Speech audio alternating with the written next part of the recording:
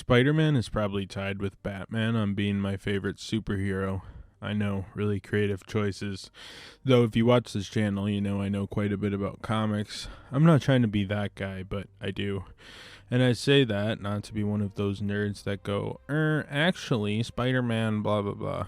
But that is to just say there's a reason these two crossed into wider pop culture so heavily, whereas other characters didn't as much. And despite the fact I have a near encyclopedia knowledge of both Marvel and DC out of the thousands of characters I could drone on and on about, there's something about Batman and Spider-Man that are like eternal. And I found that despite the thousands of superheroes I could be reading, I still gravitate towards these two franchises specifically the most. So with that said, as someone who also watches a lot of movies and plays a lot of video games, I have absolutely been spoiled on both Spider-Man and Batman interactive media. For the case of this video though, I will shut up about Batman since we are all here for Spider-Man in this case. Throughout my lifetime, Spider-Man in gaming was sort of strange, as I either loved the games because they were genuinely great, or loved them despite them being bad or fairly mediocre. Ultimate Spider-Man was probably the first Spider-Man game I really remember playing besides this crappy Jack-specific plug-and-play. We rented that game all the time on GameCube. Then there was Spider-Man Friend or Foe, a game that was dog shit, but me and my neighbor clocked like 40 hours into this game on PS2 back in the day. When I was a teen, they started dropping Amazing Spider-Man movie tie-in games, which were basically a more refined version of the Raimi-era games, or a less refined version of what Insomniac would later put out. Games that were so piss easy, it would make Insomniac's games blush, mind you. I put hundreds of hours into those games just because I liked swinging around as Spider-Man. All of the games I mentioned before were by Activision, so when they announced a Spider-Man game by Ratchet & Clank developer Insomniac, I was excited, but didn't know if they would do it open world, level-based, or what. Though as gameplay dropped, I was pleasantly surprised with what I was seeing, so I threw in a pre-order, excited for what could be the most refined Spider-Man experience to date. A day before the game dropped, I didn't know what to do with myself as a failing college student, so I hopped on a plane to live with my mom in Las Vegas, which was a really terrible idea in hindsight, since it was very hard to find a menial job there since there was a lot of competition and it was a shit season to find a job. All this to say, I packed nothing to go to my mom's but a fistful of clothing, a toothbrush, and my PS4 so I could play Spider-Man, and I knocked out this game 100% in a matter of days, with my first reaction being that it was amazing and it was addicting.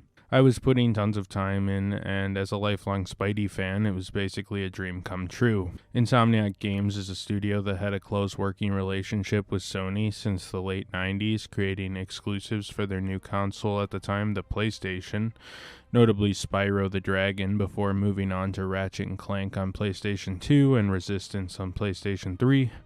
Before making a cross-platform game for PS3 and Xbox 360 through Fuse, and then eventually moving into an Xbox exclusive with Sunset Overdrive. Though perhaps realizing one of their biggest second-party game studios going to the competition would not be great, Sony came to Insomniac with a pitch to do a Marvel game, with Insomniac eventually agreeing to this, despite to this point only having worked on their own original IPs.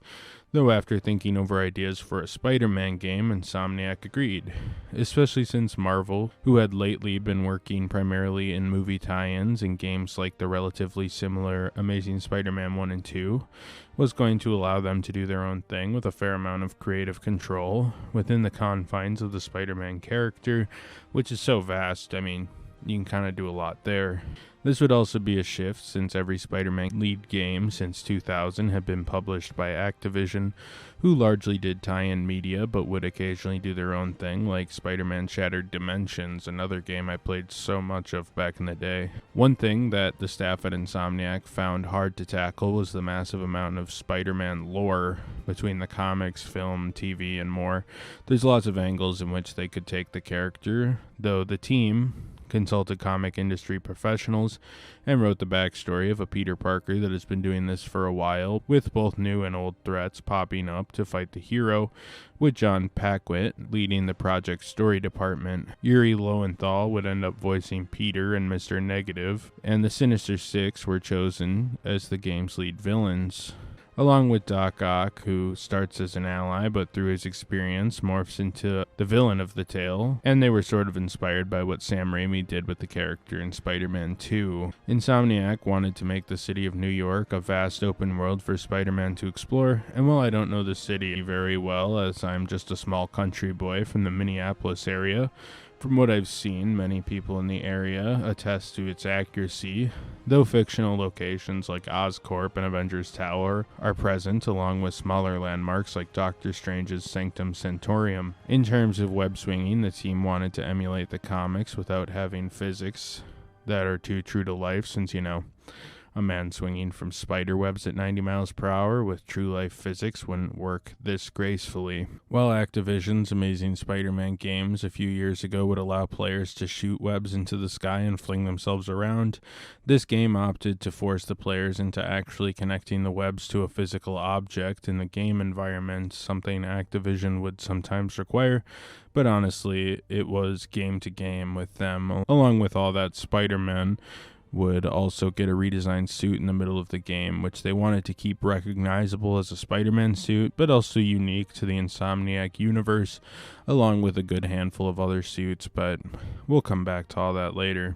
The story follows Peter Parker, who's been in the Spider-Man game for a while at this point, and has fought numerous villains and is pretty set up in his role in Spider-Man, though things start getting shaky when he finally busts Kingpin, who, while incarcerated, basically warns Spider-Man that a power vacuum will open up in the city, one that people are going to start trying to fill.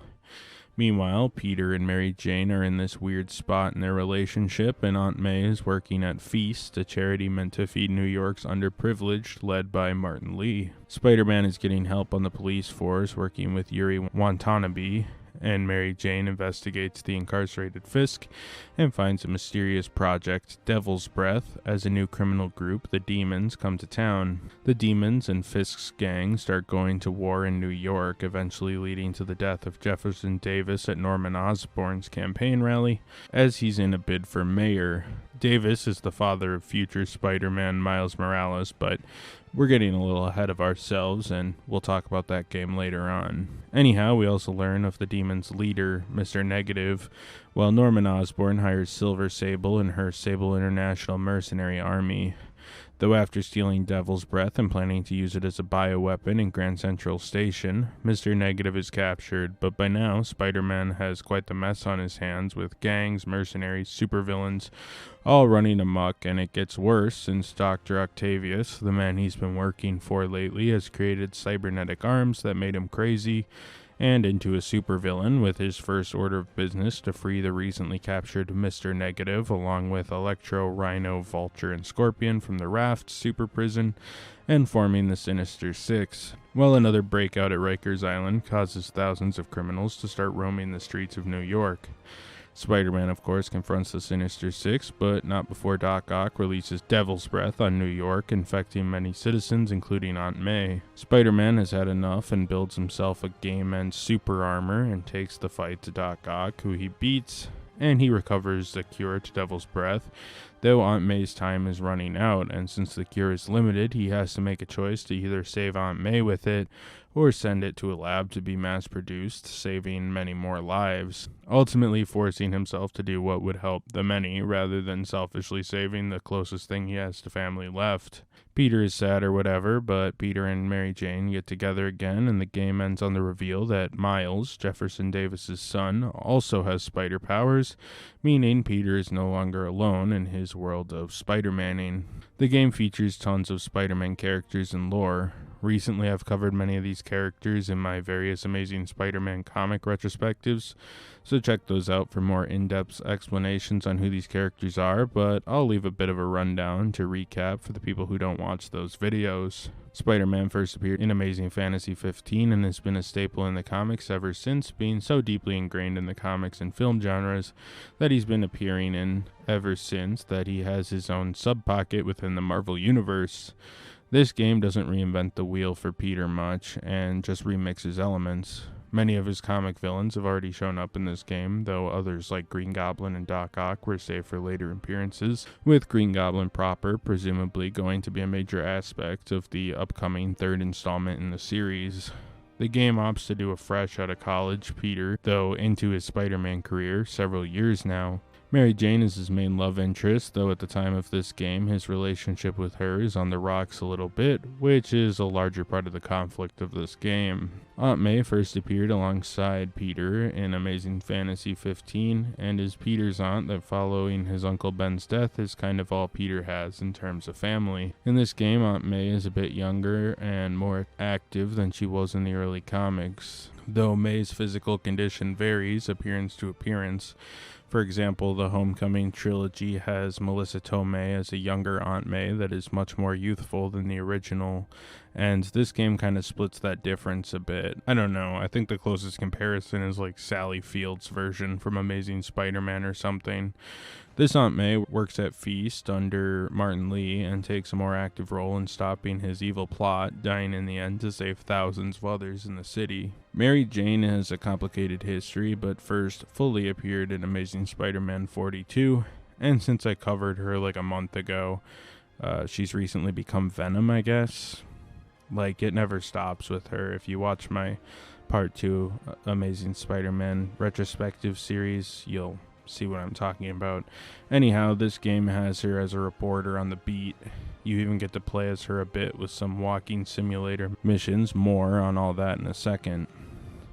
Her and Peter's relationship has been dead for a while, but the chemistry is still there, and by the end of the game, we see it reignited a bit. Miles Morales is here, and he isn't super important yet. He first appeared in Ultimate Fallout 4 and is Peter's young understudy, who in the comics came from the Ultimate Universe, a sideline of Marvel Comics, though eventually through multiverse trickery, he was brought into the main storyline. He was too popular to kill off with the rest of the universe, I guess. Long story short, this game didn't have to contrive a reason the way the comics did that Miles was along for the ride, with his father being killed and Miles eventually getting powers like Peter, and the main story of this game hints that there's more to come with the character. Yuri Watanabe is Spider-Man's biggest ally in the NYPD. She acts as a mission dump for Spider-Man more or less in the main game, but we will of course cover her fully in the DLC, where she becomes more important to the game.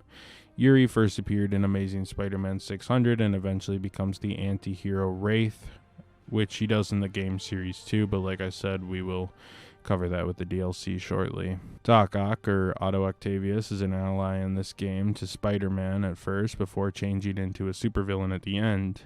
He's an early villain of Spider-Man, first appearing in Amazing Spider-Man 3, though like more modern takes, for example, Sam Raimi's Spider-Man 2, Octavius starts as a friend and mentor to Peter before becoming evil due to devious experiments that harmed his brain chemistry. In this game, he assembles the Sinister Six, which is one of Peter's biggest challenges yet. Mr. Negative, or Martin Lee, runs the Demon Crime family. He first appeared in Spider-Man Free Comic Book Day 2007, and in this game eventually joins the Sinister Six. Lee is an interesting choice for the kind of villainous face of the game, being a newer addition to the Spider-Man lore and one that didn't have much mainstream attention on him before this. The twist that he's Mr. Negative may come as a shock to more casual Spider-Man fans since, like I said, he isn't super well known. Kingpin first appeared in Amazing Spider-Man 50 and is the catalyst for this game, with his capture creating a power vacuum in New York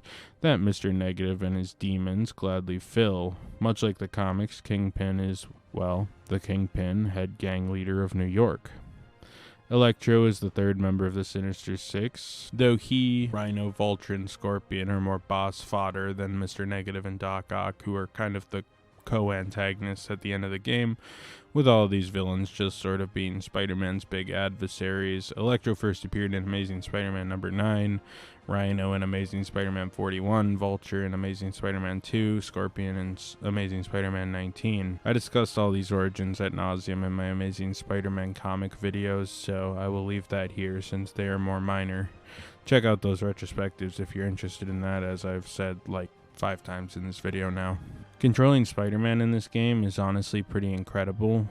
The game designer is hoping to bring the character to life in such a poignant way, though as I said, Activision had made some games that played fairly similarly even as recently as 2014's Amazing Spider-Man 2 tie-in game, but Spider-Man's powers here have probably their cleanest representations yet.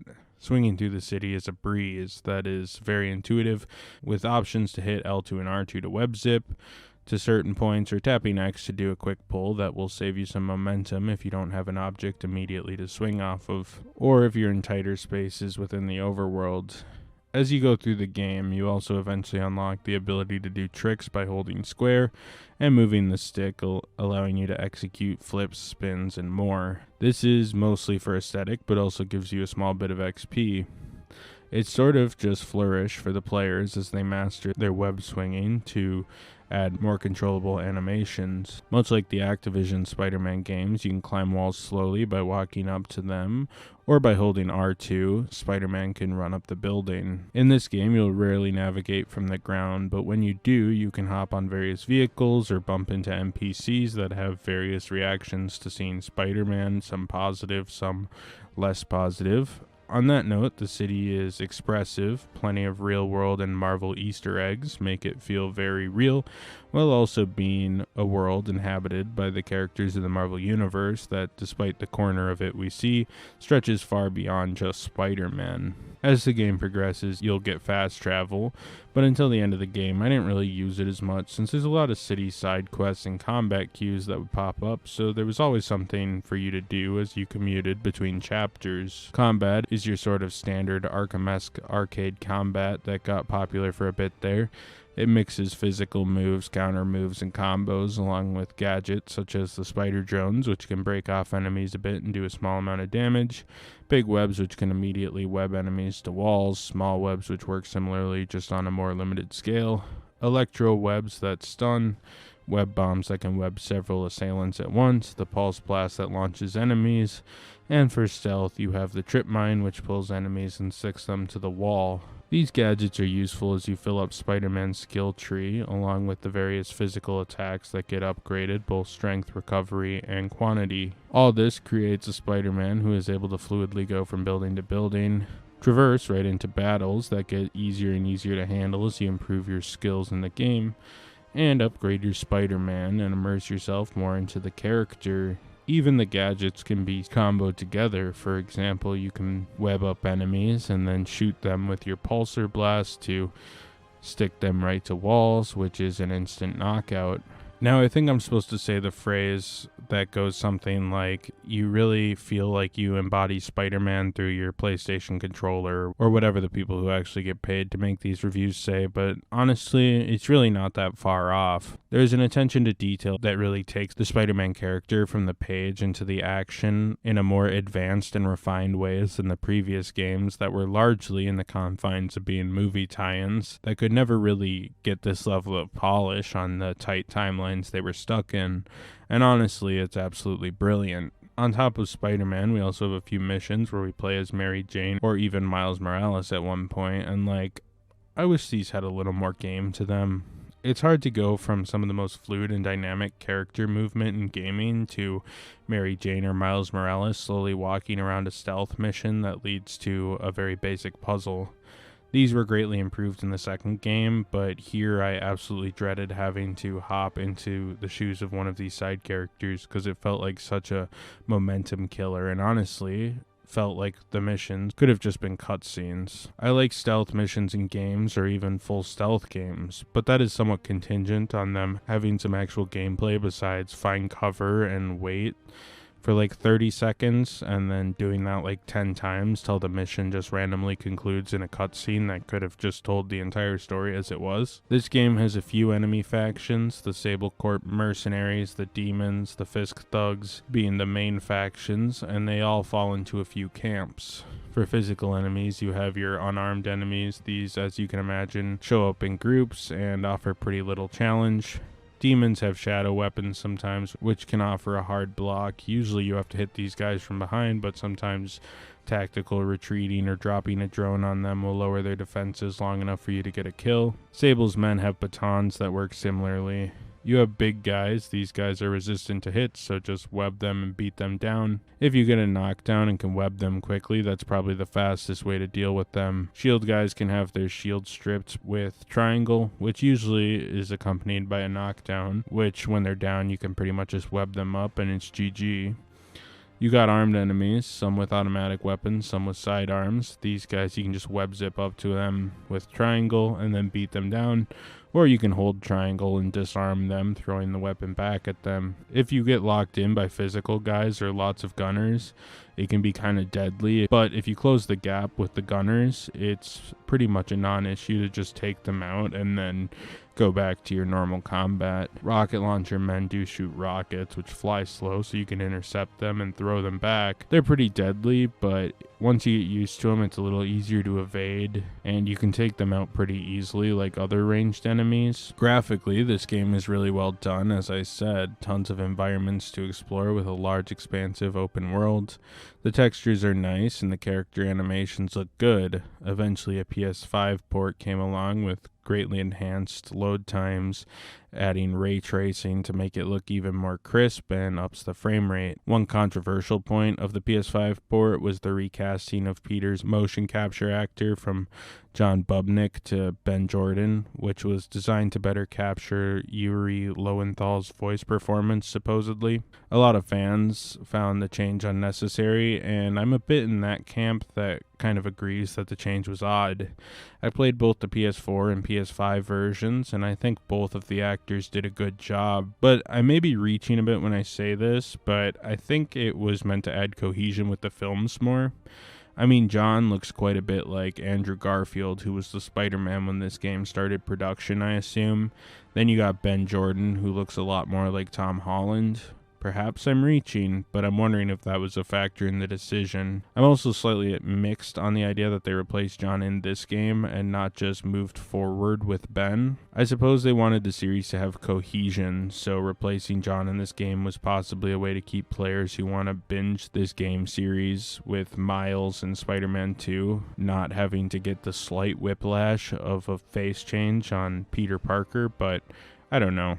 I'm never really in favor of removing someone from a finished project and then replacing them, especially since the reasons Sony gave were a bit odd and didn't seem all that forthcoming. It's kind of whatever as players. I think both did a really good job. It's just a bit odd to me that they even bothered to take one guy out and replace his role when it really wasn't all that important. They did add John to the thanks section of the credits when they took him off of the motion capture, so I guess they at least acknowledged him, but hey, that's show business, I guess. The tone of this game is pretty much what you'd expect from Spider-Man. It's fun, though it doesn't forget to stop and add stakes. What would a great Spider-Man story be without tragedy? And of course you have the death of Aunt May, the death of Jefferson Davis, and the loss of Doc Ock's sane mind with Peter losing his mentor. There's a lot of weight on Spider-Man, but of course he ends happy and optimistic as he always does, despite the crushing weight of the world on his shoulders. John Passino did the music, and it's definitely in vein of Danny Elfman's grand themes from the original Sam Raimi films of the early 2000s.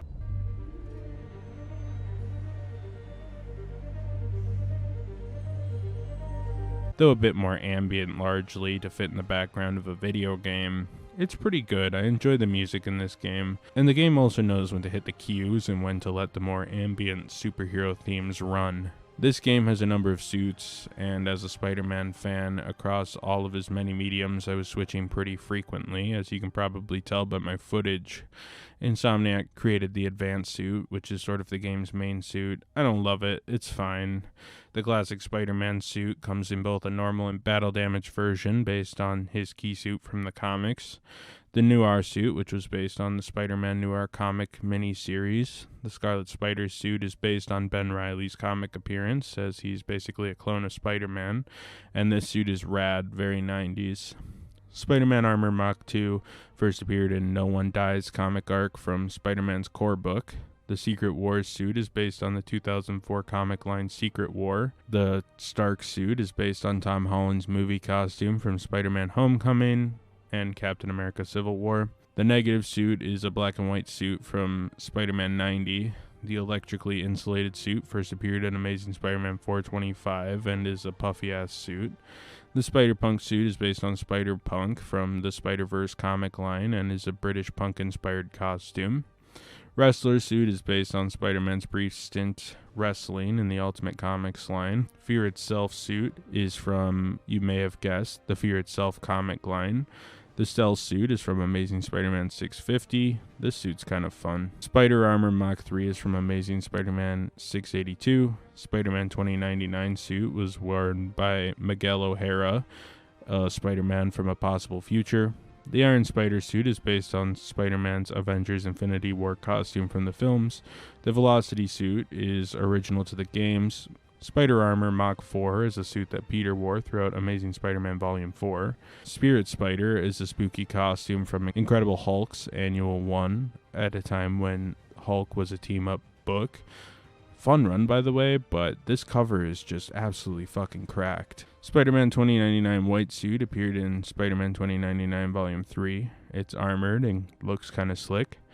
Vintage comic book suit is a pulp recolor of the main suit with less textures to simulate the comics or perhaps a bit of the old 60s cartoon. The Last Stand suit is a costume from the late run of Volume 2 of Amazing Spider-Man, very leathery. Undies is a joke suit that's goofy in a very adolescent way. Homemade suit is Peter's homemade costume he had after Tony took his costume during the events of Spider-Man Homecoming.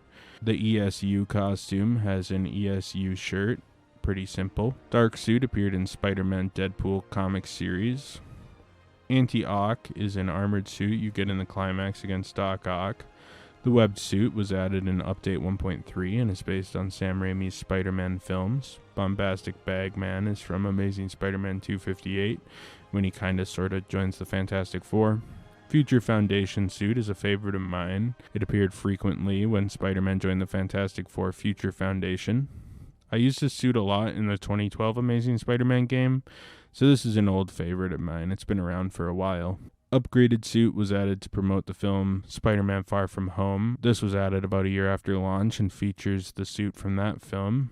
Stealth suit, or the Night Monkey suit from Spider-Man Far From Home, was also added at the same time.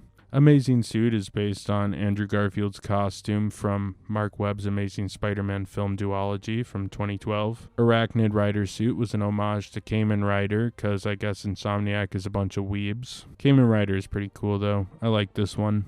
Armor Advanced suit is original and is an armored version of the Insomniac main suit. Hybrid suit was added to the PS5 port and is based on the suit from Spider-Man No Way Home, a film that came out a full 3 years after this game's original release. The black and gold suit is also based on that film when he briefly ran an inverted suit. Both are obviously film tie-ins. The DLC has a resilient spider suit that is for early access PC players, so I guess fuck me. Spider UK, not to be confused with Spider-Punk, is a suit from the Spider-Verse comic line, not the film, which is also where Spider-Punk first appeared. I don't know what was with Dan Slott and UK-based Spider-Man antics. Scarlet Spider 2 is based on Kane Parker's Scarlet suit. He is Peter's other clone, not to be confused with Ben Reilly. Spider Armor Mach 1 is from Web of Spider-Man 100 and is a super 90s suit. I remember my neighbor had this as a toy, and we basically would just throw it against his garage. So that's my recollection. Iron Spider is based on Peter's suit from the Civil War comic line. Spider-Clan's suit is based on Marvel's manga-verse from the early 2000s. These were weird manga hybrid comics that were kind of interesting. The Aaron Ackman suit was based on Aaron Ackman in the Spider-Verse comic as an alternate universe Spider-Man. Cyborg Spider-Man was based on the cover from Spider-Man 21, which features Spider-Man with cyborg anti-hero Deathlock. Finally, Into the Spider-Verse suit was based on Peter B. Parker's suit from Spider-Verse. All of these have different unlock requirements. Some were added in through patch, while others earned in story, but most require tokens you earn from specific side missions, collectibles, and challenges, along with base level requirements and gear requirements here and there. These also come with suit upgrades, for example the electric upgrade, which can cause electricity damage to enemies when you unleash your upgrade after charging your upgrade meter. And I think I said upgrade a few too many times there, but whatever. Other collectibles include backpacks, photo op areas, both give you tokens for upgrades and suits. Otherwise, you also have other token opportunities like gang fights, little street encounters, with most areas in New York having 5 gang fights, 5 demon fights, and 5 sable fights. You also have Taskmaster challenges. These encompass stealth combat and races, base invasions, which are wave battles that increase in difficulty and is basically just an in-game horde mode, and side missions that range from earnest and serious story expansion to little side quests searching for pigeons and whatnot. I like this side content since it feels like Spider-Man stuff, swinging around and bumping into an encounter, finding a backpack with a fun Easter egg or a memento inside. It's a cute and fun time waster. There are also these lab missions, usually involving small mental puzzles or a race. Nothing crazy. I think a lot of these felt a bit rushed. I don't love them as much as the other side missions, but they're fairly cool.